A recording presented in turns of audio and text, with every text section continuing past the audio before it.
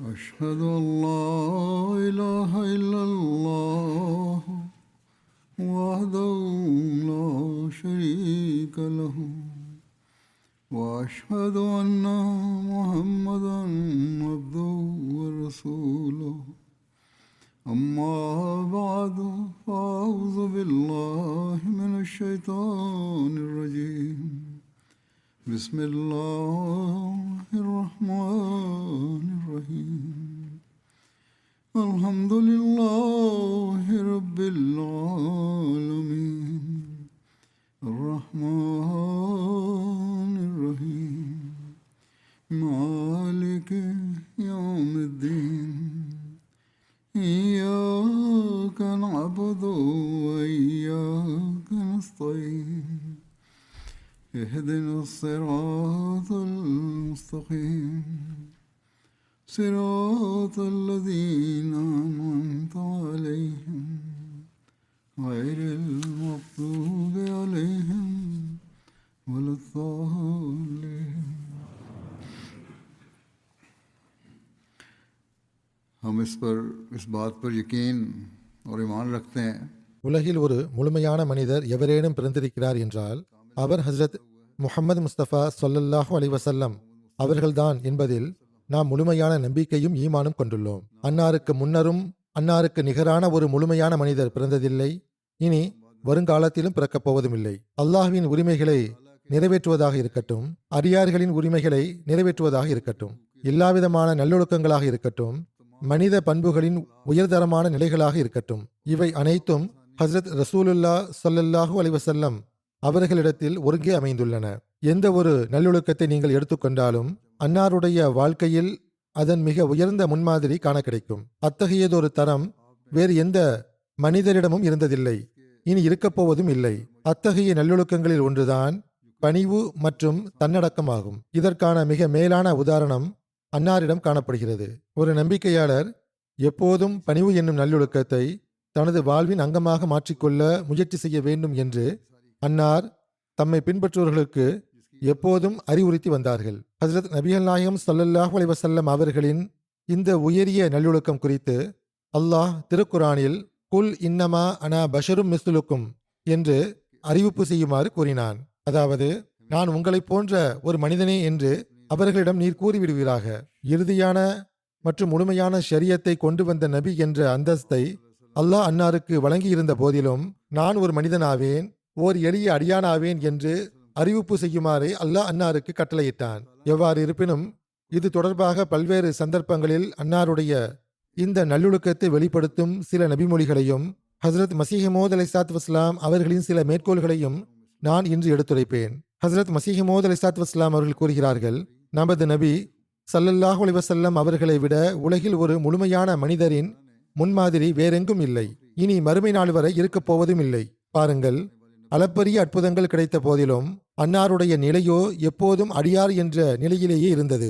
அன்னார் ஓர் எளிய மனிதராகவும் ஓர் எளிய அடியாராகவும் வாழ்ந்தார்கள். எப்போதும் இன்னமா அனா பஷரும் மிஸ்லுக்கும், நிச்சயமாக நான் உங்களைப் போன்ற ஒரு மனிதனே என்றே கூறி வந்தார்கள். எந்த அளவுக்கென்றால் ஏகத்துவ கலிமாவில் அன்னார் இறைவனுடைய அடியார் என்பதை ஏற்றுக்கொள்வதை ஒரு பிரிக்க முடியாத பகுதியாக அல்லாஹ் ஆக்கிவிட்டான். அதனை ஏற்காமல் ஒருவர் முஸ்லிமாகவே முடியாது. சிந்தித்து பாருங்கள், மீண்டும் சிந்தித்து பாருங்கள். மிக முழுமையான வழிகாட்டியின் வாழ்க்கை முறை நமக்கு எத்தகைய பாடத்தை கற்பிக்கிறது என்றால், இறை நெருக்கத்தின் மிக உயர்ந்த அந்தஸ்தை அடைந்த பிறகும் கூட தாம் இறைவனின் அடியார் என்பதை ஒப்புக்கொள்வதை அன்னார் கைவிடவில்லை எனும்போது, மற்றவர்கள் தங்களை பற்றி அவ்வாறு எண்ணுவதும் அத்தகைய விஷயங்களை மனதில் கொண்டு வருவதும் வீணானதும் தேவையற்றதும் ஆகும். பிறகு அன்னார் கூறுகிறார்கள், வீண் பெருமைகளிலிருந்தும் தேவையற்ற ஆணவத்திலிருந்தும் நாம் விலகி இருக்க வேண்டும். பணிவையும் தன்னடக்கத்தையும் கடைபிடிக்க வேண்டும். பாருங்கள், உண்மையில் அனைவரையும் விடவும் மேலானவராகவும் கண்ணியத்திற்கு தகுதி வாய்ந்தவராகவும் இருந்த ஹஜ்ரத் ரசூலுல்லாஹ் ஸல்லல்லாஹு அலைஹி வஸல்லம் அவர்களின் பணிவு மற்றும் தன்னடக்கத்திற்கான ஒரு முன்மாதிரி திருக்குரானில் காண கிடைக்கிறது. ஒரு பார்வையற்றவர் ஹஜ்ரத் ரசூலுல்லாஹ் ஸல்லல்லாஹு அலைஹி வஸல்லம் அவர்களிடம் வந்து திருக்குரானை கற்று வந்தார். ஒரு நாள் மக்காவின் செல்வந்தர்களும் நகர தலைவர்களும் அன்னாரிடத்தில் ஒன்று கூடியிருந்தார்கள். அவர்களுடன் பேச்சில் அன்னார் மூழ்கியிருந்தார்கள். அவர்களுடன் பேசுவதில் மும்முரமாக இருந்ததால் சிறிது தாமதமானது.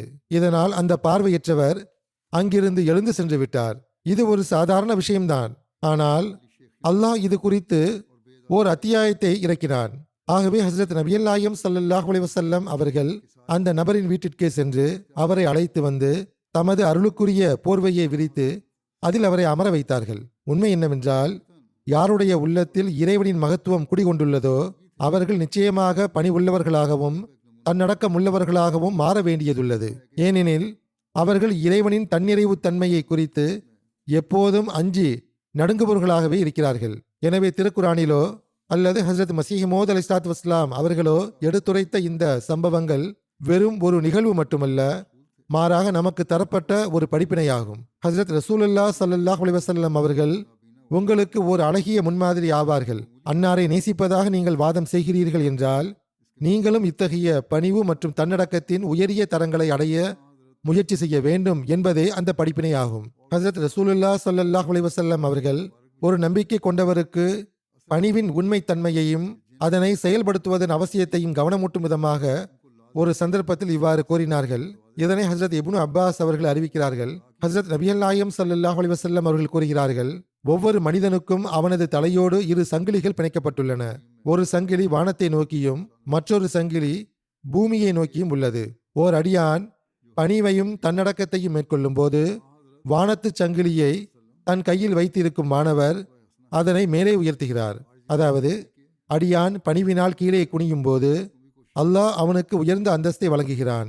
அவன் ஆணவம் கொண்டு வரம்பு மீறும் போது பூமியின் சங்கிலி அவனை கீழே இழுக்கிறது. ஆணவம் கொள்பவனின் எந்த ஒரு செயலும் ஏற்றுக்கொள்ளப்படுவதில்லை.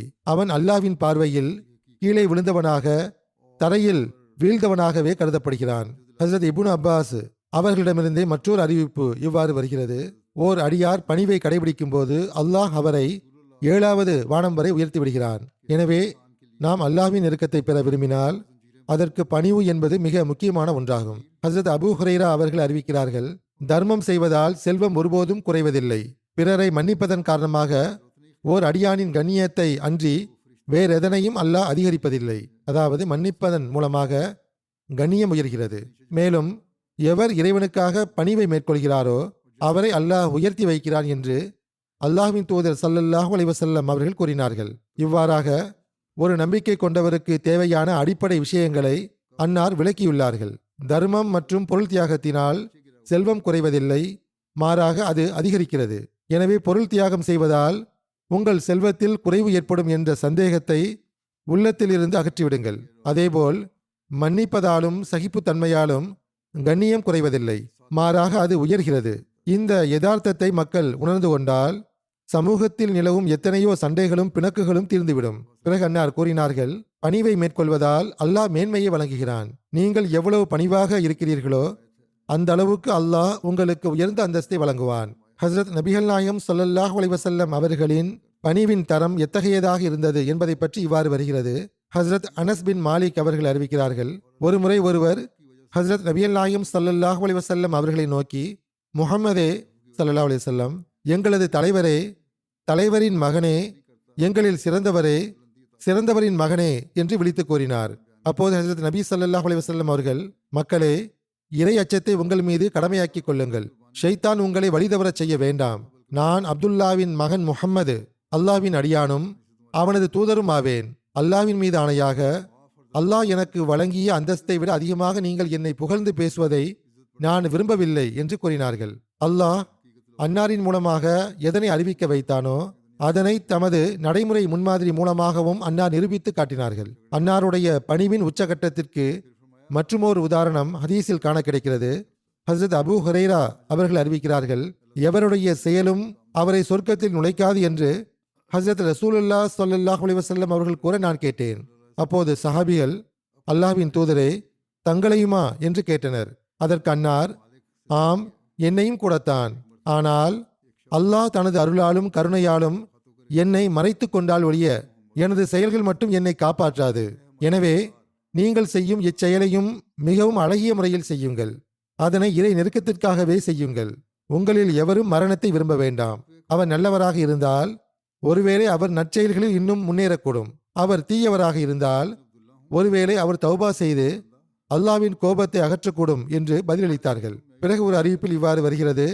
ஹஸ்ரத் அபு சயீது குத்ரி அவர்கள் அறிவிக்கிறார்கள், ஏழைகளை நேசியுங்கள், ஏனென்றால் ஹஸ்ரத் ரசூலுல்லாஹ் ஸல்லல்லாஹு அலைஹி வஸல்லம் அவர்கள் தமது துஆவில் அல்லாஹும்ம அஹ்யினி மிஸ்கீனன் வ அமித்னி மிஸ்கீனவ் வஹ்ஷுர்னி ஃபி ஜும்ரத்தில் மசாகீன் என்று கூறுவதை நான் கேட்டுள்ளேன். அதாவது, அல்லாஹ்வே, என்னை ஒரு மிஸ்கீனாக, அதாவது எளியவனாக வாழ வைப்பாயாக, எளியவனாகவே எனக்கு மரணத்தை தருவாயாக, மறுமையில் எளியவர்களுடன் என்னை எழுப்புவாயாக. ஹசரத் அப்துல்லா பின் அபி அவுஃபா அவர்கள் அறிவிக்கும் போது, ஹசரத் ரசூலுல்லாஹ் ஸல்லல்லாஹு அலைஹி வஸல்லம் அவர்கள் அதிகமாக இறைவனை நினைவு கூர்ந்து வந்தார்கள். வீணான காரியங்களில் ஈடுபட மாட்டார்கள். தொழுகையை நீளமாகவும் ஹுத்பாவை சுருக்கமாகவும் கொடுப்பார்கள். ஏதேனும் ஒரு விதவை அல்லது ஏழை எளியவர்களுடன் நடந்து சென்று அவர்களின் தேவைகளை பூர்த்தி செய்வதை அன்னார் ஒருபோதும் கௌரவ குறைச்சலாக கருதியதில்லை. இதுதான் அன்னாருடைய பணிவின் நிலையாகும். அன்னாருடைய இறைவணக்கத்தின் தரம் மிக உயர்ந்ததாக இருந்த அதே வேளையில் ஏதேனும் ஓர் ஏழை அல்லது விதவையின் குறைகளை கேட்பதற்கும் முழுமையான பொறுமையுடனும் நிதானத்துடனும் அவர்களுக்கு நேரம் ஒதுக்குவார்கள். ஹசரத் அனஸ் பின் மாலிக் அவர்கள் அறிவிக்கிறார்கள், மதீனாவின் அடிமை பெண்களில் எவரேனும் ஒருவர் தனது தேவைகளுக்காக ஹசரத் ரசூலுல்லாஹ் ஸல்லல்லாஹு அலைஹி வஸல்லம் அவர்களின் கையை பிடித்து எங்கு அழைத்து சென்றாலும் அன்னார் அவர்களுடன் செல்வார்கள். ஹசரத் அனஸ் அவர்கள் அறிவிக்கிறார்கள், ஒருமுறை சற்று மனநலம் குன்றிய ஒரு பெண்மணி வந்து, அல்லாஹ்வின் தூதரே, எனக்கு தங்களிடம் ஒரு வேலை உள்ளது என்று கூறினார். அதற்கு அன்னார், இன்னாரே, மதீனாவின் எந்த தெருவில் நீ விரும்புகிறாயோ அங்கு அழைத்துச் செல், உனது வேலை முடியும் வரை நான் உன்னுடன் இருப்பேன் என்று கூறினார்கள். பிறகு அன்னார் அவளுடன் ஒரு பாதையில் நடந்து சென்றார்கள். அந்த பெண்மணி தனது தேவைகளை கூறி தனது கோரிக்கைகளை நிறைவேற்றும் வரை அன்னார் அவளுடன் நின்றார்கள். அந்த பெண்மணியை பற்றிய அறிவிப்புகளில் அவரது பெயர் உம்மு ஜஃபர் என்றும் அவர் ஹஸ்ரத் ஹதீஜா அவர்களின் பணியாளராக இருந்தார் என்றும் கூறப்படுகிறது. அவளது புத்தி சாதுரியம் சற்றே குறைவாக இருந்தது. அதாவது மிக அதிக புத்திசாலியாக இல்லாமல் சில சமயங்களில் விஷயங்களை சரியாக புரிந்து கொள்ள முடியாத ஒரு சிறிய குறைபாடு அவளிடம் இருந்தது. அதற்காக அவள் முற்றிலும் மனநலம் பாதிக்கப்பட்டவள் என்பது பொருள் அல்ல, அல்லாஹ் பாதுகாப்பானாக. இருப்பினும் அவள் மிகுந்த புத்திசாலித்தனம் கொண்டவராக இருக்கவில்லை. ஆனால் அத்தகைய ஒரு பெண்ணின் உணர்வுகளையும் ஹஜ்ரத் நபிகள் நாயகம் ஸல்லல்லாஹு அலைஹி வஸல்லம் அவர்கள் கவனத்தில் கொண்டார்கள். மற்றொரு அறிவிப்பில் அதீ பின் ஹாத்திம் அவர்கள் கூறுகிறார்கள், நான் ஹஜ்ரத் ரசூலுல்லாஹ் ஸல்லல்லாஹு அலைஹி வஸல்லம் அவர்களை சந்திப்பதற்காக மதீனா புறப்பட்டேன். அங்கு சென்று பள்ளிவாசலில் நுழைந்து அன்னாரின் சமூகத்தில் ஆஜராகி சலாம் கூறினேன். யார் நீர் என்று அன்னார் கேட்டார்கள். நான் அதீ பின் ஹாத்திம் என்று பதிலளித்தேன். ஹஜ்ரத் ரசூலுல்லாஹ் ஸல்லல்லாஹு அலைஹி வஸல்லம் அவர்கள் எழுந்து நின்று என்னை அன்னாருடைய வீட்டிற்கு அழைத்து செல்ல தொடங்கினார்கள். செல்லும் வழியில் ஒரு வயதான பெண்மணி குறுக்கிட்டார். அவர் நீண்ட நேரமாக தனது தேவைகளை அன்னாரிடம் முறையிட்டுக் கொண்டிருந்தார். அவளுக்காக ஹஜ்ரத் ரசூலுல்லாஹ் ஸல்லல்லாஹு அலைஹி வஸல்லம் அவர்கள் அங்கேயே நின்றிருந்தார்கள். இதனை கண்ட நான் என் மனதிற்குள், நிச்சயமாக இவர் ஓர் அரசர் அல்ல, ஏனெனில் அரசர்கள் ஏழைகளுக்காக இவ்வளவு நேரம் காத்து நிற்பதில்லை, அரசர்களிடம் இத்தகைய நட்பண்புகள் இருப்பதில்லை என்று எண்ணினேன். பின்னர் அன்னார் என்னை தம் வீட்டிற்குள் அழைத்து சென்று ஒரு தடித்த மெத்தையை எடுத்து என் பக்கம் போட்டு இதில் அமர்வீராக என்று கூறினார்கள். அதாவது வீட்டில் கிடந்த குஷன் போன்ற ஒன்றை அந்த விருந்தினருக்கு கொடுத்தார்கள். அறிவிப்பாளர் கூறுகிறார், தாங்களே இதில் அமருங்கள் என்று நான் கூறினேன். ஆனால் அன்னார், இல்லை, நீங்களே அமருங்கள் என்று கூறிவிட்டார்கள். இறுதியில் நான் அதில் அமர்ந்தேன். அன்னார் தரையில் அமர்ந்தார்கள். அப்போது நான் மீண்டும் என் மனதிற்குள், இது ஒருபோதும் அரசர்களின் செயலல்ல, இது மிகவும் எளிய மனிதரின் செயலாகும் என்று நினைத்தேன். சிறுவர்களிடமும் அன்னார் அன்பையும் பணிவையும் வெளிப்படுத்துவர்களாக இருந்தார்கள்.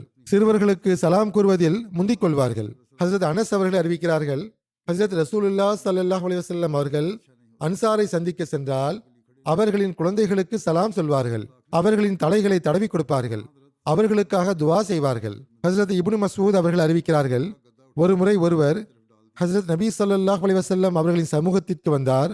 அன்னார் அவருடன் பேசும்போது அன்னாருடைய ஆளுமையை கண்டு அச்சத்தினால் அவரது தோள்கள் நடுங்கத் தொடங்கின.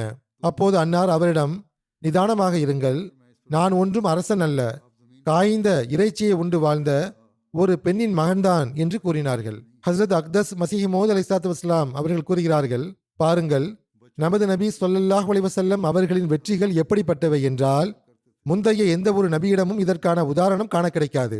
எனினும் அல்லாஹ் அன்னாருக்கு எத்தகைய வெற்றிகளை வழங்கினானோ அந்த அளவுக்கு அன்னார் பணிவை கடைபிடித்துக் கொண்டே சென்றார்கள். ஒருமுறை ஒருவர் அன்னாருடைய சமூகத்திற்கு பிடித்து கொண்டு வரப்பட்டார். அவர் நடுங்கிக் கொண்டும் அச்சப்பட்டு கொண்டும் இருப்பதை அன்னார் கண்டார்கள். அவர் அருகில் வந்ததும் அன்னார் மிகுந்த மென்மையுடனும் கருணையுடனும், நீங்கள் ஏன் இப்படி அஞ்சுகிறீர்கள்?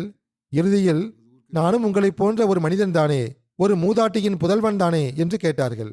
வெளிப்படையான ஆடம்பரங்கள் மற்றும் பகட்டுகளை விட்டும் அன்னார் மிகவும் மேலானவர்களாக இருந்தார்கள். இதற்கான உதாரணம் அன்னார் மதினாவிற்கு ஹிஜ்ரத் செய்த போது நடந்த சம்பவத்தில் காண கிடைக்கிறது. இதனை நாம் பலமுறை கேட்டிருக்கிறோம். மதினாவுக்கு ஹிஜ்ரத் செய்யும் போது ஹஜ்ரத் ரசூலுல்லாஹ் ஸல்லல்லாஹு அலைஹி வஸல்லம் அவர்கள் மதினாவுக்கு வருகை தந்து விட்டார்கள் என்ற செய்தியை கேட்டதும் முஸ்லிம்கள் தங்களது ஆயுதங்களை எடுத்துக்கொண்டு ஹர்ரா எனும் மைதானத்தில் அன்னாரை வரவேற்றார்கள். அன்னார் அந்த மக்களை தம்முடன் அழைத்து கொண்டு வலதுபுறமாக திரும்பி பனு அம்ரு பின் அவுஃப் கோத்திரத்தாரின் பகுதியில் அவர்களுடன் வந்திறங்கினார்கள். அது ஒரு திங்கட்கிழமை ரபியுல் அவ்வல் மாதமாக இருந்தது. ஹசரத் அபூபக்கர் அவர்கள் மக்களை சந்திப்பதற்காக எழுந்து நின்றார்கள். ஹசரத் ரசூலுல்லாஹ் ஸல்லல்லாஹு அலைஹி வஸல்லம் அவர்கள் அமைதியாக அமர்ந்திருந்தார்கள். அன்சாரிகளில் ஹசரத் நபியல் நாயகம் ஸல்லல்லாஹு அலைஹி வஸல்லம் அவர்களை அதுவரை பார்த்திராதவர்கள் வந்து ஹசரத் அபூபக்கர் அவர்களுக்கு சலாம் சொல்ல தொடங்கினார்கள். ஒரு கட்டத்தில் ஹசரத் ரசூலுல்லாஹ் ஸல்லல்லாஹு அலைஹி வஸல்லம் அவர்களின் மீது வெயில் படத் தொடங்கியது. அப்போது ஹசரத் அபூபக்கர் அவர்கள் எழுந்து நின்று தமது போர்வையினால் ஹசரத் நபியல் நாயகம் ஸல்லல்லாஹு அலைஹி வஸல்லம் அவர்களுக்கு நிழல் கொடுத்தார்கள். அந்த நேரத்தில்தான் அங்கு கூடியிருந்த மக்கள் ஹசரத் நபியல் நாயகம் ஸல்லல்லாஹு அலைஹி வஸல்லம் அவர்களை அடையாளம் கண்டார்கள். ஹசரத் இப்னு அப்பாஸ் அவர்கள் அறிவிக்கிறார்கள், ஹசரத் உமர் ரலியல்லாஹு அன்ஹு அவர்கள் உரை மேடையில் நின்று கொண்டு, கிறிஸ்தவர்கள் மரியமின் மகனை அளவுக்கு அதிகமாக புகழ்ந்ததைப் போன்று நீங்கள் என்னை புகழ்வதில் மிகைப்படுத்த வேண்டாம். நான் அல்லாஹ்வின் ஓர் அடியான் மட்டுமே. எனவே அல்லாஹ்வின் அடியான் என்றும் அவனது தூதர் என்றும் கூறுங்கள் என ஹசரத் ரசூலுல்லாஹ் ஸல்லல்லாஹு அலைஹி வஸல்லம் அவர்கள் கூற நான் கேட்டுள்ளேன் என்று கூறினார்கள். அதேபோல் அலி பின் ஹசன் அவர்கள் தமது தந்தை வழியாக அறிவிக்கிறார்கள், இஸ்லாத்தின் மீதான அன்பின் காரணமாக எங்களை நேசியுங்கள். ஏனென்றால் ஹசரத் ரசூலுல்லாஹ் ஸல்லல்லாஹு அலைஹி வஸல்லம் அவர்கள் என்னிடம் கூறும்போது, எனது அந்தஸ்தையும் பதவியையும் அதன் உண்மை நிலையை விட அதிகமாக உயர்த்தி விடாதீர்கள். ஏனெனில் அல்லாஹ் என்னை ஒரு தூதராக ஆக்குவதற்கு முன்பே தனது அடியானாகவே ஆக்கியிருந்தான் என்று கூறினார்கள். எனவே இஸ்லாத்தின் மீதான பற்றினால் எங்களை நேசியுங்கள் என்று ஹஜ்ரத் நபிகள் நாயகம் ஸல்லல்லாஹு அலைஹி வஸல்லம் அவர்கள் கூறினார்கள். முத்தரிஃப் அவர்கள் அறிவிக்கிறார்கள், எனது தந்தை என்னிடம் கூறினார், நான் பனு ஆமீர் கோத்திரத்தின் குழுவுடன் ஹஜ்ரத் ரசூலுல்லாஹ் ஸல்லல்லாஹு அலைஹி வஸல்லம் அவரிடம் சென்றேன். அப்போது நாங்கள் அன்னாரிடம், தாங்கள் எங்களது தலைவர் ஆவீர்கள் என்று கூறினோம். அதற்கு அன்னார், தலைவன் அல்லாஹ் மட்டுமே என்று பதிலளித்தார்கள். பிறகு நாங்கள், தாங்கள் எங்களில் சிறப்பால் மிகச் சிறந்தவர், பேருதவி செய்வதில் எங்களை விட மகத்தானவர் என்று கூறினோம். அதற்கு அன்னார், பேச வேண்டியதை பேசுங்கள் அல்லது உங்கள் விஷயத்தை பேசுங்கள், ஷைத்தான் உங்களை துணிச்சல்காரர்களாக ஆக்கிவிடக் கூடாது என்று கூறினார்கள். இதுதான் அன்னாருடைய தன்னடக்கத்தின் நிலை. உடனடியாக கண்டித்து, இத்தகைய விஷயங்களை விட்டு விலகுங்கள், இது பின்னர் உங்களுக்குள் பெருமையை ஏற்படுத்தக்கூடும். உங்களது உண்மையான நோக்கம் எதுவோ, எதற்காக வந்தீர்களோ அதனை பேசுங்கள், எனக்காக இத்தகைய தவறான வார்த்தைகளை பேசாதீர்கள் என்று கூறினார்கள். உண்மையில் அன்னாருக்காக பயன்படுத்தப்பட்ட அந்த சொற்கள் தகுதியானவையாக இருந்த போதிலும் அன்னார் அதனை தடுத்தார்கள். ஹஸ்ரத் ரபியா பின்த் முஅவ்வித் பின் அஃப்ரா அவர்கள் கூறுகிறார்கள், நான் மணமுடித்து அனுப்பி வைக்கப்பட்ட போது ஹஸ்ரத் நபியல் நாயகம் ஸல்லல்லாஹு அலைஹி வஸல்லம் அவர்கள் என்னிடம் வருகை தந்தார்கள். இப்போது நீங்கள் என் அருகில் அமர்ந்திருப்பதை போன்றே அன்னார் எனது படுக்கையின் மீது அமர்ந்தார்கள். அதாவது அறிவிப்பாளர் யாரிடம் இதை எடுத்து கூறி கொண்டிருந்தாரோ அவரிடம் இதை கூறுகிறார். அறிவிப்பாளர் கூறுகிறார், அப்போது எங்களது சிறுமிகள் சிலர் தம்பூரா வாசித்துக் கொண்டும் பத்ர் போரில் உயிர் தியாகம் செய்த எங்களது பெரியோர்களை புகழ்ந்து பாடிக்கொண்டும் இருந்தனர். அந்த பாடல்களுக்கிடையில் ஒரு சிறுமி, நாளை நடக்கப் போவதை அறிந்த ஒரு நபி நம்மிடையே இருக்கிறார் என்று பாடினார். உடனே அன்னார் அவரை தடுத்து, இதை விட்டுவிடு, இதற்கு முன்னர் நீ எதனை பாடிக்கொண்டிருந்தாயோ அதையே பாடு என்று கூறினார்கள். அதாவது, எனக்கு மறைவான அறிவு தெரியும் என்பது போன்ற வார்த்தைகள் தவறானவை. மறைவானவற்றை அறிபவன் அல்லாஹ் ஒருவன் மட்டுமே என்று அன்னார் தெளிவுபடுத்தினார்கள். ஹஜ்ரத் அப்துல்லா அவர்கள் அறிவிக்கிறார்கள், யாரும் என்னை யூனுஸ் பின் மத்தாவை விட சிறந்தவன் என்று சொல்ல வேண்டாம் என்று ஹஜ்ரத் ரசூலுல்லாஹ் ஸல்லல்லாஹு அலைஹி வஸல்லம் அவர்கள் கூறினார்கள். அன்னார் சிறந்தவராக இருந்த போதிலும் இத்தகைய ஒப்பீடுகளை தடுத்து தமது மிக உயரிய பணிவை வெளிப்படுத்தினார்கள். அதேபோல் ஹசரத் அனஸ் பின் மாலிக் அவர்கள் அறிவிக்கிறார்கள், ஒரு நபர் ஹசரத் ரசூலுல்லாஹ் ஸல்லல்லாஹு அலைஹி வஸல்லம் அவரிடம் வந்து, யா கைரல் பரியா, படைப்பினங்களில் சிறந்தவரே என்று விழித்தார். அதற்கு அன்னார், அவர் இப்ராஹிம் அலைஹிஸ்ஸலாம் ஆவார்கள் என்று பதிலளித்தார்கள். உண்மையில் ஹசரத் நபியல் நாயகம் ஸல்லல்லாஹு அலைஹி வஸல்லம் அவர்களே படைப்பினங்களில் சிறந்தவராக இருக்கிறார்கள், தூதர்களில் மேலானவராகவும் இருக்கிறார்கள். ஆயினும் அன்னார் மிகுந்த பணிவினால் அந்த புகழை ஹசரத் இப்ராஹிம் அலைஹிஸ்ஸலாம் அவர்களின் பக்கம் திருப்பிவிட்டார்கள். அன்னாருடைய தன்னடக்கத்தின் மற்றுமொரு உதாரணத்தை ஹசரத் உமர் பின் ஹத்தாப் அவர்கள் அறிவிக்கிறார்கள். ஒரு முறை ஒருவர் ஹசரத் நபி ஸல்லல்லாஹு அலைஹி வஸல்லம் அவர்களை 3 முறை அழைத்தார். ஒவ்வொரு முறையும் அன்னார் லபைக் லபைக், இதோ நான் ஆஜராகிவிட்டேன் என்று கூறினார்கள். ஏறத்தாழ அரேபியா முழுவதும் வெற்றி கொள்ளப்பட்ட பிறகு அந்த அரேபியாவின் வெற்றியாளர், அதாவது ஹசரத் நபியல் நாயகம் ஸல்லல்லாஹு அலைஹி வஸல்லம் அவர்கள் 1,00,000க்கும் மேற்பட்ட தோழர்களுடன் ஹஜ் செய்தார்கள். அந்த நேரத்திலும் அன்னாருடைய எளிமை எவ்வாறு இருந்தது என்பதை ஹசரத் அனஸ் பின் மாலிக் அவர்கள் அறிவிக்கிறார்கள். ஹசரத் நபி ஸல்லல்லாஹு அலைஹி வஸல்லம் அவர்கள் ஒரு சாதாரணமான ஒட்டகச் சேணத்தின் மீதும் 4 திர்ஹம்களுக்கு சமமான அல்லது அதைவிட குறைந்த மதிப்புள்ள ஒரு மிகச் சாதாரணமான போர்வையை போர்த்திய நிலையிலுமே ஹஜ் செய்தார்கள். அப்போது அன்னார், அல்லாஹும்ம ஹஜ்ஜத்துன் லா ரியா ஃபீஹா வலா சும்ஆ, அதாவது அல்லாஹ்வே, இந்த ஹஜ்ஜை எந்த ஒரு பகட்டும் இல்லாமலும் புகழுக்கான தேடல் இல்லாமலும் ஆக்குவாயாக என்று துவா செய்தார்கள். ஹசரத் மஸீஹ் மவ்ஊத் அலைஹிஸ்ஸலாத்து வஸ்ஸலாம் அவர்கள் ஹசரத் நபியல் நாயகம் ஸல்லல்லாஹு அலைஹி வஸல்லம் அவர்களின் புகழையும் அன்னாருடைய பெயர்களின் சிறப்பையும் எடுத்துரைத்தவாறு இவ்வாறு கூறுகிறார்கள். ஹசரத் நபியல் நாயகம் ஸல்லல்லாஹு அலைஹி வஸல்லம் அவர்களுக்கு 2 திருநாமங்கள் உள்ளன. அகமது எனும் பெயர் அழகின் வெளிப்பாடாகும். அதற்கு நேர்மாறாக முகம்மது எனும் பெயர் கம்பீரத்தின் வெளிப்பாடாகும். இதற்கான காரணம் என்னவென்றால், முகம்மது எனும் பெயரில் நேசிக்கப்படுதல் எனும் ரகசியம் பொதிந்துள்ளது. அதாவது அன்னார் அல்லாஹ்வால் நேசிக்கப்படுபவர். ஏனெனில் அன்னார் அனைத்து புகழ்களும் ஒருங்கே அமைய பெற்றவர். மேலும் முழுமையான அழகை கொண்டிருப்பதும் அனைத்து புகழ்களின் இருப்பிடமாக திகழ்வதும் கம்பீரத்தையும் பெருமையையும் கோருகிறது. அன்னார் அனைத்து புகழ்களின் தொகுப்பாக உள்ளார்கள். அனைத்து புகழ்களின் மொத்த உருவமாக ஒருவர் திகழ்வது எப்போது சாத்தியமாகும் என்றால், அல்லாஹ்வின் கம்பீரமும் அவர் மீது வெளிப்பட்டு அவரும் அதனை வெளிப்படுத்தும் போதும், அல்லாஹ் அன்னாருக்கு வழங்கியிருக்கும் அந்த உயர்ந்த அந்தஸ்து அவருடைய செயல்கள் மூலம் வெளிப்படும் போதுதான். ஆனால் அகமது என்ற பெயரில் நேசிக்கும் நிலை எனும் ரகசியம் மறைந்துள்ளது. இதில் அன்பின் நிறம் பொதிந்துள்ளது. ஏனென்றால் இறைவனை புகழ்வதற்கு பணிவும் நேசத்திற்குரிய தாழ்மையும் எளிமையும் அவசியமாகும். இதனையே அழகின் நிலை என்று அழைக்கிறோம். அகமது எனும் பெயர் அழகின் நிலையாக இருப்பதற்கு காரணம், அதில் இறைவன் மீதான நேசம் காணப்படுகிறது. இந்த நிலை பணிவையும் தாழ்மையையும் வேண்டி நிற்கிறது. தொடர்ந்து அன்னார் கூறுகிறார்கள், நமது நபி ஸல்லல்லாஹு அலைஹி வஸல்லம் அவர்களிடம் நேசிக்கப்படும் தன்மையும் இருந்தது. அதன் தேவையை முகம்மது எனும் பெயர் பூர்த்தி செய்தது. அன்னார் இறைவனின் நேசராக இருந்தார்கள். அதாவது அன்னார் ஒட்டுமொத்த புகழ்களின் இருப்பிடமாக விளங்கியதால் இறைவனின் நேசத்திற்குரியவராக திகழ்ந்தார்கள். அதேபோல் ஹசரத் நபியல் நாயகம் ஸல்லல்லாஹு அலைஹி வஸல்லம் அவர்களிடம் நேசிக்கும் தன்மையும் இருந்தது. அதன் காரணமாகவே அகமது எனும் திருநாமம் அமைய பெற்றது. ஒருவரை புகழ்பவர் நிச்சயமாக அவரை நேசிப்பவராக இருக்க வேண்டும். ஒருவர் மற்றவரை உண்மையான முறையிலும் முழுமையாகவும் புகழ்கிறார் என்றால் அவர் மீது அன்பு கொண்டவராக அல்லது நேசிப்பவராக இருக்கும்போதுதான் அது சாத்தியமாகும். ஒருவரின் நேசராக இருப்பதற்கு பணிவு என்பது அவசியமான ஒன்றாகும்.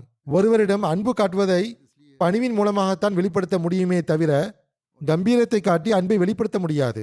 இந்த அழகிய நிலைதான் அகமதின் உண்மைத்தன்மைக்கு இன்றியமையாததாக அமைந்துள்ளது. முகமது எனும் திருநாமத்தில் மறைந்திருக்கும் நேசிக்கப்படும் தன்மை சஹாபிகளின் வழியாக வெளிப்பட்டது. அன்னாருடைய கண்ணியத்தை குறைக்க முயன்றவர்களையும் ஆணவத்தோடு நடந்தவர்களையும் இறை நேசருடைய அந்த கம்பீரம் அடக்கி ஒடுக்கியது. அன்னார் அல்லாஹ்வின் நேசத்திற்குரியவராக இருந்ததால் அல்லாஹ் தனது கம்பீரத்தை காட்டினான். சஹாபிகளின் வாயிலாக அந்த கம்பீரத்தை வெளிப்படுத்தி எதிரிகளை தவிடுபொடியாக்கினான். இது குறித்து மேலும் விளக்கியவாறு ஹசரத் மஸீஹ் மவ்ஊத் அலைஹிஸ்ஸலாத்து வஸ்ஸலாம் அவர்கள் மற்றொரு இடத்தில் கூறுகிறார்கள், ஹசரத் நபியல் நாயகம் ஸல்லல்லாஹு அலைஹி வஸல்லம் அவர்களின் அருளுக்குரிய பெயர்களில் உள்ள ஓர் ரகசியம் என்னவென்றால், முகம்மது மற்றும் அகமது ஆகிய 2 பெயர்களும் 2 வேறுபட்ட முழுமைகளை கொண்டுள்ளன. முகம்மது எனும் பெயர் கம்பீரத்தையும் பெருமையையும் வேண்டி நிற்கிறது.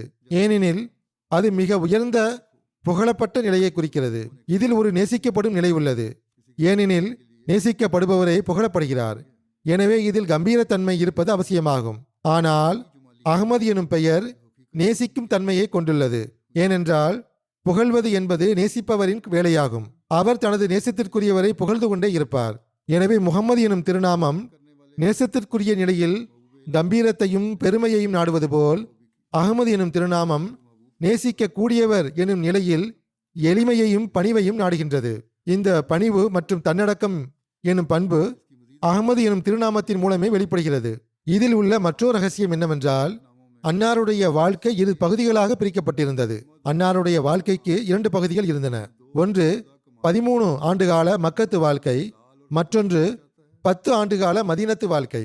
மக்கத்து வாழ்க்கையில் அகமது எனும் திருநாமத்தின் ஒளி வீசியது. அக்காலத்தில் அன்னாருடைய பகலும் இரவும் அல்லாவின் முன் மன்றாடி அவனிடம் உதவி தேடுவதிலும் துவா செய்வதிலுமே கழிந்தன. அன்னாருடைய பணிவும் எளிமையும் அன்னாருடைய ஆன்மாவோடு பின்னி பிணைந்திருந்தன. பிற்காலத்திலும் இதே நிலை நீடித்த போதிலும் அந்த ஆரம்ப காலத்தில் இந்த பண்பு மட்டுமே பிரதானமாக வெளிப்பட்டது. அன்னாருடைய அந்த மக்கத்து வாழ்க்கையை யாரேனும் முழுமையாக அறிந்திருந்தால் அவருக்கு புரியும். நேசிப்பவர் தனது நேசரை தேடுவதில் எத்தகைய தவிப்பையும் அழுகையையும் வெளிப்படுத்துவாரோ அத்தகைய ஒரு நிலையை அங்கே காண முடிந்தது. வேறு யாராலும் அத்தகைய தவிப்பை வெளிப்படுத்தவே முடியாது. அல்லாவின் மீதான நேசத்தில் தம்மை தாமே அழித்துக்கொண்டு அன்னார் அழுதழுது வெளிப்படுத்திய அந்த நிலை ஒரு ஒப்பற்ற உதாரணமாகும். அன்னாருடைய முழு வாழ்க்கையுமே இத்தகைய பண்புகளால் நிறைந்திருந்த போதிலும், குறிப்பாக அந்த மக்காவில் வாழ்ந்த காலம் இதற்கு சான்றாகும். மேலும் அன்னாருடைய இந்த அழுகையும் புலம்பலும் தமக்காக இருக்கவில்லை, மாறாக உலகத்தின் அவல நிலையை முழுமையாக அறிந்திருந்த காரணத்தினாலேயே இருந்தது. இறைவணக்கம் என்பதன் அடையாளமே அழிந்து போயிருந்த நிலையில் அன்னாருடைய ஆன்மாவிலும் இயல்பிலும் அல்லாவின் மீதான ஈமானும் அதன் மூலம் கிடைத்த இன்பமும் ஊறியிருந்தது. எனவே இயல்பாகவே உலகத்தையும் அதே இன்பத்திலும் அன்பிலும் ஆழ்த்த அன்னார் விரும்பினார்கள். ஒருபுறம் உலகத்தின் நிலையை கண்டார்கள். அங்கே மக்களின் மனநிலையும் இயல்பும் விசித்திரமான முறையில் இருந்தன. பெரும் துன்பங்களையும் சோதனைகளையும் அன்னார் எதிர்கொண்டார்கள். சுருக்கமாக கூறின், உலகத்தின் அவல நிலையை எண்ணி அன்னார் எத்தகைய அழுகையையும் கவலையும் மேற்கொண்டார்கள் என்றால், அன்னாருடைய உயிர் பிரிந்து விடுமோ எனும் அளவுக்கு அது இருந்தது.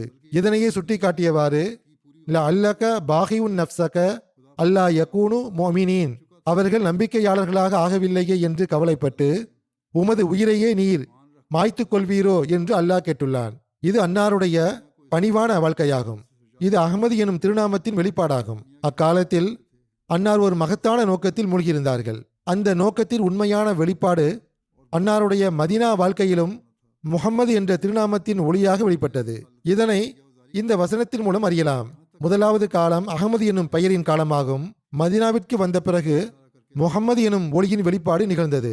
முன்பு குறிப்பிட்டது போல் சஹாபிகளின் வாயிலாகவும் எதிரிகள் அழிக்கப்பட்டார்கள். அதன் ஒளி வெளிப்பட்ட நேரத்தை வஸ்தப்தஹு வஹாப குல் ஜப்பாரின் அனீது எனும் இந்த வசனம் சுட்டிக்காட்டுகிறது. அதாவது அவர்கள் வெற்றிக்காக துவா செய்தார்கள்.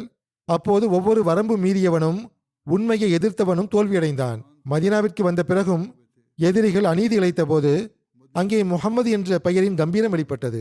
அப்போது ஒவ்வொரு எதிரியும் அழிந்து நாசமானான். வஸ்தப்தஹு வஹாப குல்லு ஜப்பாரின் அனீது, அவர்கள் அல்லாவிடம் வெற்றியை வேண்டினார்கள். அல்லாஹும் எதிரிகளின் மீது அன்னாருக்கு வெற்றியை வழங்கி அன்னாருடைய எதிரிகளை முற்றிலும் அழித்துளித்தான். ஹஜ்ரத் மசீமோத் அலைஹிஸ்ஸலாத்து வஸ்ஸலாம் அவர்கள் ஓரிடத்தில் இவ்வாறு கூறுகிறார்கள், ஹஜ்ரத் ரசூலுல்லாஹ் ஸல்லல்லாஹு அலைஹி வஸல்லம் அவர்களின் நிலை சில இடங்களில் எத்தகைய பணிவிலும் எளிமையிலும் அதன் உச்சகட்டத்தை அடைந்திருப்பதாக தெரிகிறதோ அதே அளவுக்கு அன்னார் பரிசுத்த ஆவியின் உதவியாலும் ஒளியினாலும் ஆதரிக்கப்பட்டு பிரகாசமடைந்துள்ளார்கள் என்பது புலனாகிறது. நமது நபி ஸல்லல்லாஹு அலைஹி வஸல்லம் அவர்கள் தமது நடைமுறை வாழ்க்கையின் மூலமாக இதனை நிரூபித்து காட்டியுள்ளார்கள். அன்னாருடைய ஒளியும் அருளும் எந்த அளவு பறந்து விரிந்துள்ளது என்றால், இனி வரும் காலம் முழுமைக்கும் அன்னாருடைய முன்மாதிரியும் நிழலும் தான் வழிகாட்டியாக திகழும். எப்போதும் இந்த முன்மாதிரி தான் தென்படும். எனவே இக்காலகட்டத்திலும் அல்லாவின் எத்தகைய அருளும் கொடைகளும் இறங்குகின்றனவோ அவை அனைத்தும் அன்னாருக்கு செய்யும் கீழ்ப்படிதலாலும் அன்னாரை பின்பற்றுவதாலும் கிடைக்கப்பெறுகின்றன. நான் உண்மையாகவே கூறுகிறேன், எனது சொந்த அனுபவத்தை கொண்டு கூறுகிறேன். எவர் ஒருவர் ஹஜ்ரத் ரசூலுல்லாஹ் ஸல்லல்லாஹு அலைஹி வஸல்லம் அவர்களை பின்பற்றுவதில் தன்னை முழுமையாக அர்ப்பணிக்கவில்லையோ அவர் உண்மையான நற்செயல் புரிபவராகவோ அல்லது அல்லாவின் திருப்தியை பெறுபவராகவோ மாற முடியாது. மேலும் உயரிய முறையில் ஆன்மாவை தூய்மைப்படுத்துவதால் கிடைக்கும் வெகுமதிகள், அருட்கொடைகள், ஞானங்கள் உண்மைகள் மற்றும் கஷ்புகளை அவரால் அடைய முடியாது. இதற்கான சான்று இறை வேதத்திலேயே காண கிடைக்கிறது. குல் இன் குன்தும் துஹிப்பூனல்லாஹ ஃபத்தபிஊனி யுஹ்பிபுக்குமுல்லாஹ். நீர் கூறுவீராக, மக்களே, நீங்கள் அல்லாஹ்வை நேசிப்பவர்களாக இருந்தால் என்னை பின்பற்றுங்கள், அப்போது அல்லாஹ்வும் உங்களை நேசிப்பான். இறைவனின் இந்த வாதத்திற்கு நடைமுறை ரீதியான உயிருள்ள சான்றாக நான் இருக்கிறேன். ஹசரத் மசீமோத் அலிஸ்லாத் வஸ்லாம் அவர்கள் கூறுகிறார்கள், நானே இதற்கு நடைமுறை சான்று. நான் ஹசரத் ரசூலுல்லாஹ் ஸல்லல்லாஹு அலைஹி வஸல்லம் அவர்களை நேசிக்கிறேன். அதன் காரணமாகவே அல்லாஹ்வின் அருட்கொடைகள் என் மீது இறங்குகின்றன. திருக்குரானில் இறை நேசர்களுக்கும் வலியுல்லாக்களுக்கும் எத்தகைய அடையாளங்கள் குறிப்பிடப்பட்டுள்ளனவோ அந்த அடையாளங்களை கொண்டு என்னை அடையாளம் கண்டு கொள்ளுங்கள். சுருக்கமாக கூறேன், ஹசரத் நபி ஸல்லல்லாஹு அலைஹி வஸல்லம் அவர்களின் நல்லொழுக்கங்களின் முழுமை எத்தகையது என்றால், ஒரு மூதாட்டி அன்னாருடைய கையை பிடித்து இழுத்துச் சென்றாலும் அன்னார் அவருடன் செல்வார்கள்.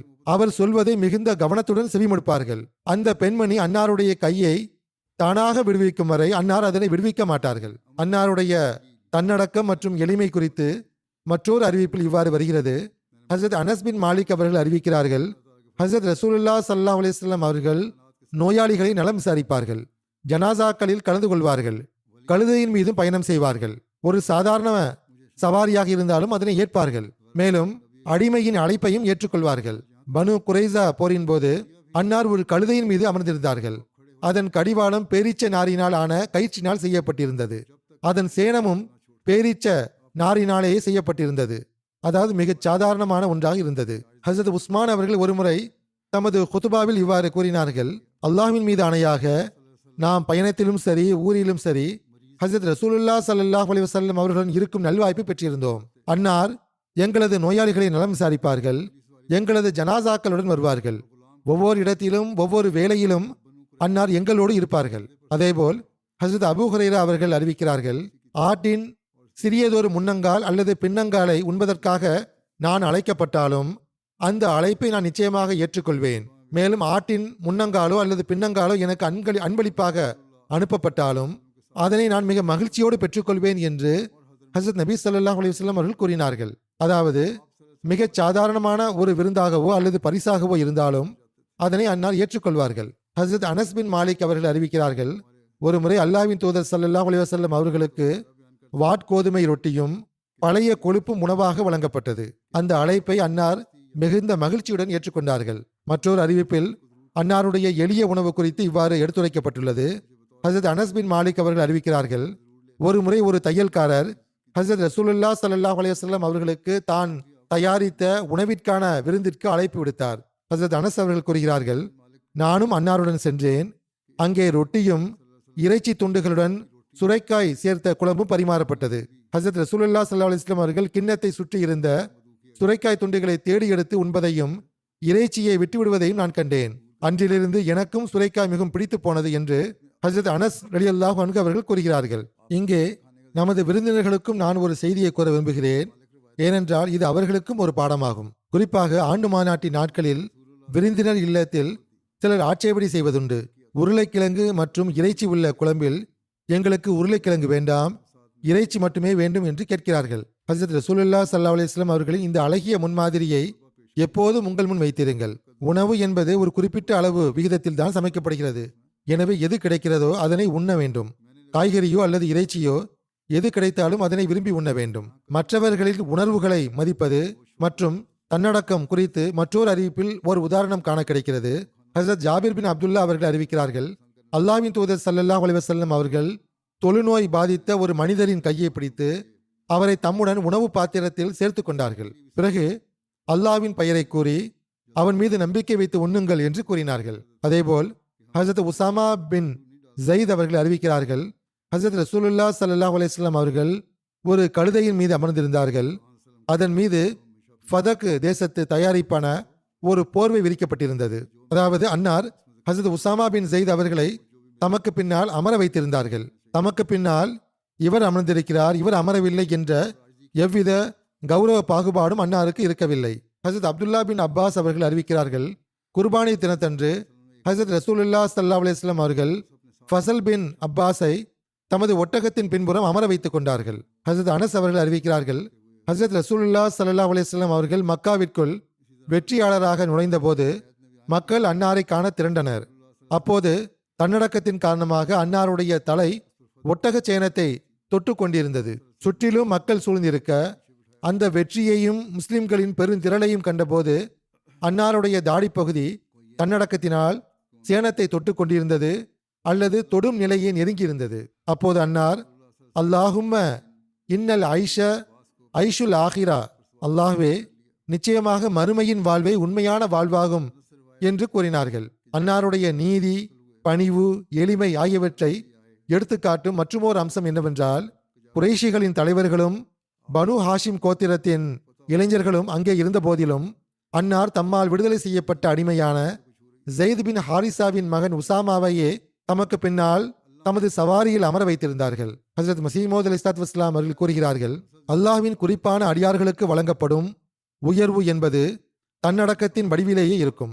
ஆனால் ஷைத்தானின் உயர்வு என்பது ஆணவத்தோடு கலந்திருக்கும், அதாவது அதில் பெருமை இருக்கும். பாருங்கள், நமது நபி ஸல்லல்லாஹு அலைஹி வஸல்லம் அவர்கள் மக்காவை வெற்றி கொண்ட போது அன்னார் சோதனைகளும் இன்னல்களும் நிறைந்த மக்கா வாழ்க்கையின் நாட்களில் இறைவனின் முன்னிலையில் தமது தலையை தாழ்த்தி எவ்வாறு சஜிதா செய்தார்களோ அதே போன்றுதான் தமது தலையை தாழ்த்தி சஜிதா செய்தார்கள். எந்த மக்காவில் தமக்கு எல்லா வழிகளிலும் எதிர்ப்புகளும் துன்பங்களும் தரப்பட்டனவோ, தாம் எந்த நிலையில் இங்கிருந்து வெளியேறி இப்போது எந்த நிலையில் மீண்டும் இங்கு வந்துள்ளேன் என்பதை அன்னார் கண்டபோது அன்னாருடைய உள்ளம் இறைவனின் நன்றி உணர்வால் நிறைந்தது. அன்னார் இறைவனுக்கு சஜிதா செய்தார்கள். ஹஜ்ரத் அப்துல்லா பின் மஸ்ஊத் அவர்கள் மூலமாக ஒரு அறிவிப்பு வருகிறது. பத்ரு போரின் போது ஒவ்வொரு 3 பேருக்கு ஓர் ஒட்டகம் என ஒதுக்கப்பட்டிருந்தது. ஹஜ்ரத் அபு லுபாபா அவர்களும் ஹஜ்ரத் அலி அவர்களும் ஹஜ்ரத் நபி ஸல்லல்லாஹு அலைஹி வஸல்லம் அவர்களின் சவாரி தோழர்களாக இருந்தனர். ஹஜ்ரத் நபி ஸல்லல்லாஹு அலைஹி வஸல்லம் அவர்கள் நடந்து செல்ல வேண்டிய முறை வந்தபோது அவ்விருவரும், அல்லாஹ்வின் தூதரே, தங்களுக்கு பதிலாக நாங்கள் நடந்து வருகிறோம், தாங்கள் சவாரியில் அமர்ந்திருங்கள் என்று கூறினர். அதற்கு ஹஜ்ரத் நபி ஸல்லல்லாஹு அலைஹி வஸல்லம் அவர்கள், நீங்கள் இருவரும் நடப்பதில் என்னை விட வலிமையானவர்கள் அல்ல, அதேபோல் இறைவனிடம் நற்கூலியை பெறுவதில் உங்களை விட நான் தன்னிறைவு பெற்றவனும் அல்ல என்று பதிலளித்தார்கள். மற்றொரு அறிவிப்பில் வருகிறது, ஹஜ்ரத் ரசூலுல்லாஹ் ஸல்லல்லாஹு அலைஹி வஸல்லம் அவர்கள் தமது தோழர்களுடன் ஒரு பயணத்தில் இருந்தார்கள். அப்போது உணவுக்காக ஒரு ஆட்டை தயார் செய்யுமாறு அன்னார் கட்டளையிட்டார்கள். ஒரு நபர், அல்லாஹ்வின் தூதரே, அதனை அறுக்கும் பொறுப்பு என்னுடையது என்றார். இன்னொருவர், அதன் தோலை உரிக்கும் பொறுப்பு என்னுடையது என்றார். மற்றொருவர், அதனை சமைக்கும் பொறுப்பு என்னுடையது என்றார். அப்போது ஹஜ்ரத் நபி ஸல்லல்லாஹு அலைஹி வஸல்லம் அவர்கள் விறகுகளை சேகரிக்கும் பொறுப்பு தன்னுடையது என்று கூறினார்கள். சஹாபிகள், அல்லாஹ்வின் தூதரே, நாங்கள் அந்த வேலையை செய்ய போதுமானவர்களாக இருக்கிறோம் என்று கூறினர். அதற்கு அன்னார், நீங்கள் போதுமானவர்கள் என்பதை நான் அறிவேன், இருப்பினும் உங்களுக்கு மத்தியில் நான் ஒரு தனிச்சிறப்பானவனாக இருப்பதை நான் விரும்பவில்லை. ஏனெனில் ஓர் அடியான் தனது தோழர்களுக்கு மத்தியில் தன்னை தனித்துவமாக காட்டிக்கொள்வதை அல்லாஹ் விரும்புவதில்லை என்று கூறினார்கள். பிறகு அன்னார் எழுந்து சென்று விறகுகளை சேகரிக்க தொடங்கினார்கள். சுருக்கமாக கூறின், அன்னார் தமது பணிவை மிக தெளிவான முறையில் வெளிப்படுத்தாத எந்த ஒரு சந்தர்ப்பமும் அன்னாருடைய வாழ்வில் இருந்ததே இல்லை. ஓர் அறிவிப்பில் வருகிறது, அஸ்வத் என்பவர் அறிவிக்கிறார், நான் ஹசரத் ஆயிஷா அவர்களிடம் ஹசரத் நபி ஸல்லல்லாஹு அலைஹி வஸல்லம் அவர்கள் தமது வீட்டில் இருக்கும்போது என்ன செய்து கொண்டிருப்பார்கள் என்று கேட்டேன். அதற்கு அவர்கள், அன்னார் தமது குடும்பத்தினரின் வேலைகளில் ஈடுபட்டிருப்பார்கள், அதாவது அவர்களின் வேலைகளில் உதவி செய்வார்கள், தொழுகைக்கான நேரம் வந்துவிட்டால் தொழுகைக்காக புறப்பட்டு சென்று விடுவார்கள் என்று கூறினார்கள். எனவே வீட்டு வேலைகளிலிருந்து முற்றிலும் ஒதுங்கிவிடுகின்ற, அதன் காரணமாக மனைவிகள் குறை கூறுவதற்கும் முறையீடு செய்வதற்கும் வாய்ப்பை ஏற்படுத்துகின்ற ஆண்களுக்கு இதில் ஒரு படிப்பினை உள்ளது. ஹிஷாம் பின் உர்வா தமது தந்தையிடமிருந்து அறிவிக்கிறார்கள், ஒருவர் ஹசரத் ஆயிஷா அவர்களிடம், அல்லாஹ்வின் தூதர் ஸல்லல்லாஹு அலைஹி வஸல்லம் அவர்கள் வீட்டில் ஏதேனும் வேலை செய்வார்களா என்று கேட்டார். அதற்கு அன்னார், ஆம், ஹசரத் ரசூலுல்லாஹ் ஸல்லல்லாஹு அலைஹி வஸல்லம் அவர்கள் தமது காலணிகளை தாமாகவே பழுது பார்ப்பார்கள், தமது ஆடைகளை தாமாகவே தைத்துக் கொள்வார்கள். உங்களில் ஒருவர் தமது வீட்டில் எவ்வாறு வேலை செய்வாரோ அவ்வாறு அன்னாரும் வீட்டில் வேலை செய்வார்கள் என்று கூறினார்கள். அன்னாருடைய இந்த முன்மாதிரியை கண்டு சஹாபிகளும் தங்களது வீடுகளில் தமது மனைவியருக்கு ஒத்தாசையாக இருந்தனர் என்பது இதிலிருந்து தெரிய முடிகிறது. அதே நேரத்தில் வீட்டு வேலைகளின் அசல் பொறுப்பு மனைவிகளுடையதுதான் என்பதும் இந்த விஷயத்தை கேட்டுவிட்டு அவர்கள் தங்களது கடமைகளிலிருந்து விடுபட்டு விட்டதாக கருதக்கூடாது என்பதும் தெளிவாகிறது. எனினும் அவர்களுக்கு உதவி செய்வது ஆண்களின் கடமையாகும். மற்றொரு அறிவிப்பில் காசிம் அவர்கள் அறிவிக்கிறார்கள், ஹசரத் ஆயிஷா அவர்களிடம் அல்லாஹ்வின் தூதர் ஸல்லல்லாஹு அலைஹி வஸல்லம் அவர்கள் தமது வீட்டில் என்ன வேலை செய்வார்கள் என்று கேட்கப்பட்ட போது அன்னார், மனிதர்களில் ஒரு மனிதராகவே திகழ்ந்தார்கள். தமது ஆடையை தாமே உதறி சுத்தம் செய்வார்கள். தமது ஆட்டின் பாலை தாமே கறப்பார்கள். மேலும் தமது வேலைகளை தாமே நிறைவேற்றிக் கொள்வார்கள் என்று கூறினார்கள். ஹசரத் அபு பர்தா அவர்கள் வழியாக வரும் மற்றொரு அறிவிப்பில் இதற்கு முந்தைய அறிவிப்புகளைப் போன்று இது இருந்தாலும் இதில் உள்ள கூடுதலான விஷயம் என்னவென்றால், அன்னார் கம்பளி ஆடைகளை அணிவார்கள், கால்நடைகளை கட்டி வைப்பார்கள், விருந்தினர்களை கவனிப்பதற்காக தாமே நேரடியாக செல்வார்கள், விருந்தினர்களை உபசரிப்பதை தாமே செய்வார்கள். ஆடை தடிமனாகவோ சொரசொரப்பாகவோ இருந்தாலும் எவ்வித தயக்கமும் இன்றி அதனை அணிந்து கொள்வார்கள். அன்னாருடைய ஆடை மிகவும் எளிமையானதாக இருந்தது என்று வருகிறது. ஹசரத் ஆமீர் பின் ரபியா அவர்கள் அறிவிக்கிறார்கள், ஒருவர் கூறினார், நான் ஹசரத் நபி ஸல்லல்லாஹு அலைஹி வஸல்லம் அவர்களுடன் பள்ளிவாசலை நோக்கி புறப்பட்டேன். அப்போது அன்னாருடைய காலணியின் வார் அறுந்துவிட்டது. நான் அந்த காலணியை பெற்று அதனை சரி செய்ய முயன்றேன்.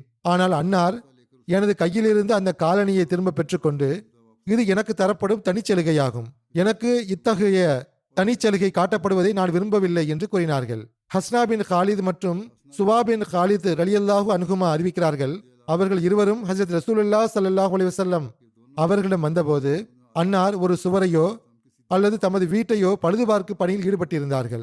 தமது கரங்களாலேயே அந்த வேலைகளை செய்து கொண்டிருந்தார்கள். அதேபோல் சஹி புகாரியில் நபவி பள்ளிவாசல் கட்டப்பட்ட நிகழ்வு விரிவாக கூறப்பட்டுள்ளது.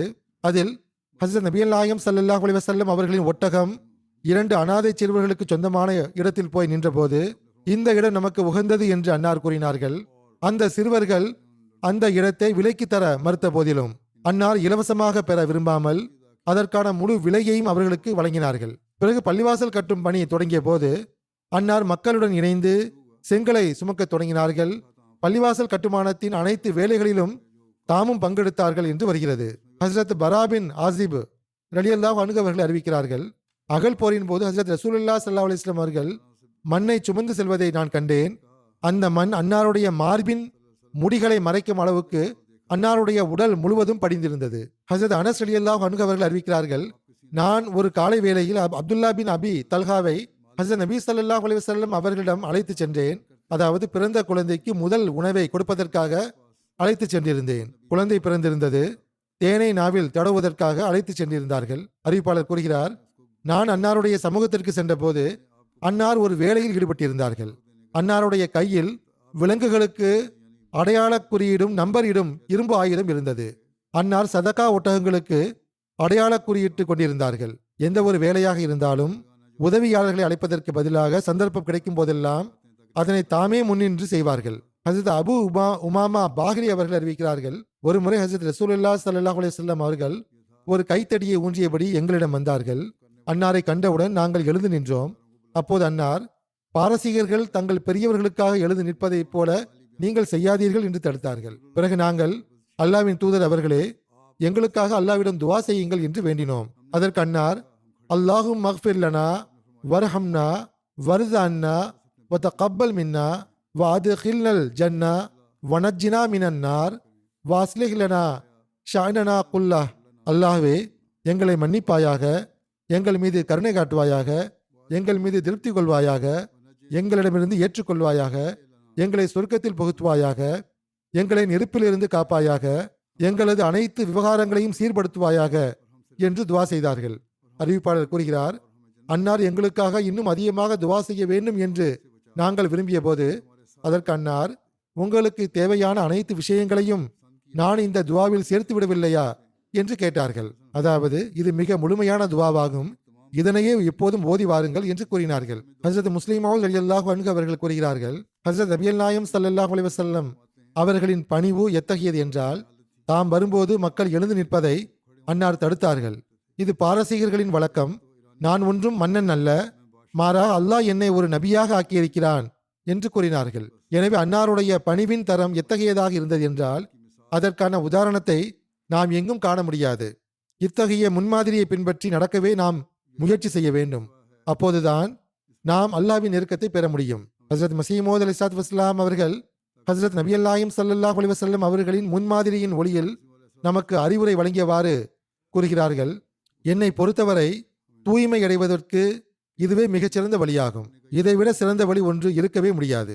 அது என்னவென்றால், கல்வி, குடும்பம் அல்லது செல்வம் என எதன் மூலமாகவும் மனிதன் எவ்வித தற்பெருமையோ அல்லது ஆணவமோ கொள்ளக்கூடாது.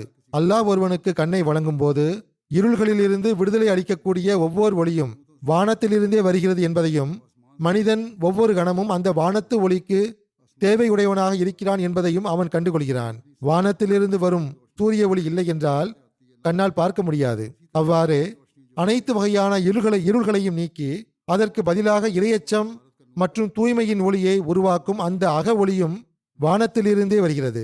நான் உண்மையாகவே கூறுகிறேன், ஒரு மனிதனின் இரையச்சம், ஈமான், இறைவணக்கம், தூய்மை என அனைத்தும் வானத்திலிருந்து வருகின்றன. அவை அல்லாவின் அருளை சார்ந்துள்ளன.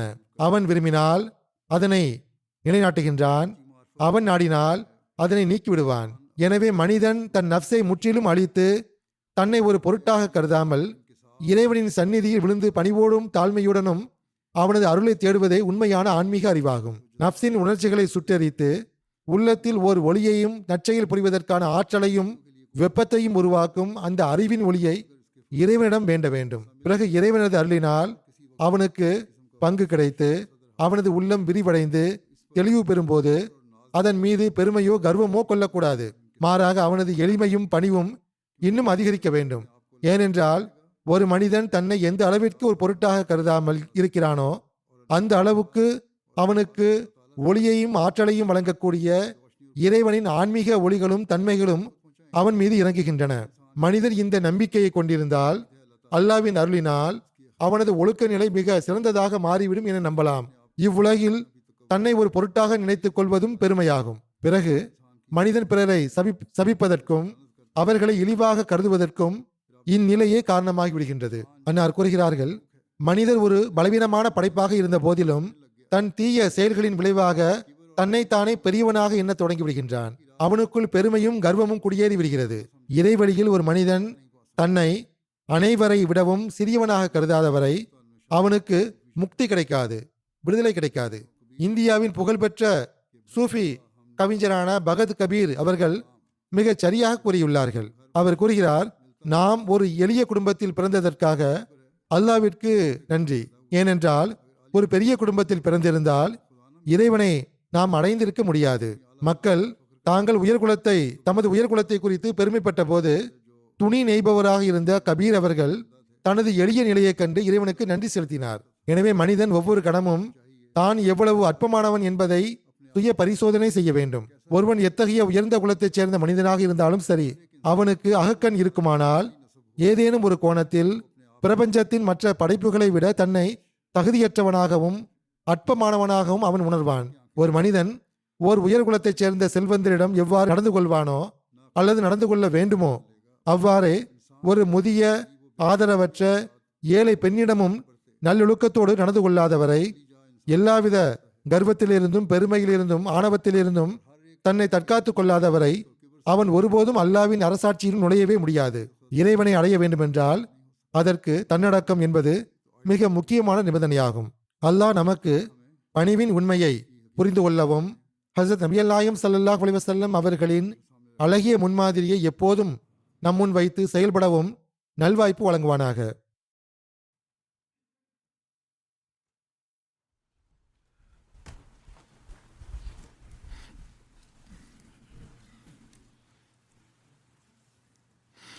அல்ஹம்துலில்லாஹ் நஹ்மதுஹு வ நஸ்தஈனுஹு வ நஸ்தக்ஃபிருஹு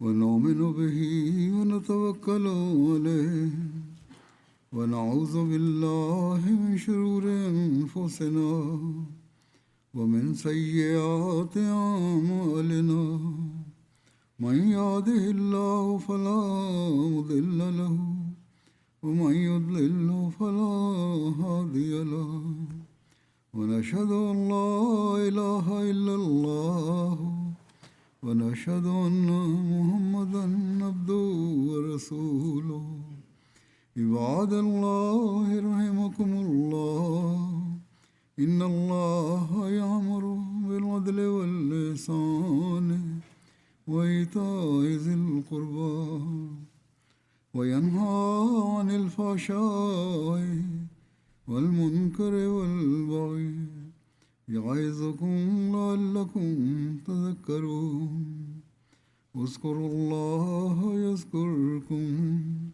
وادعوه يستجب لكم ولذكر الله أكبر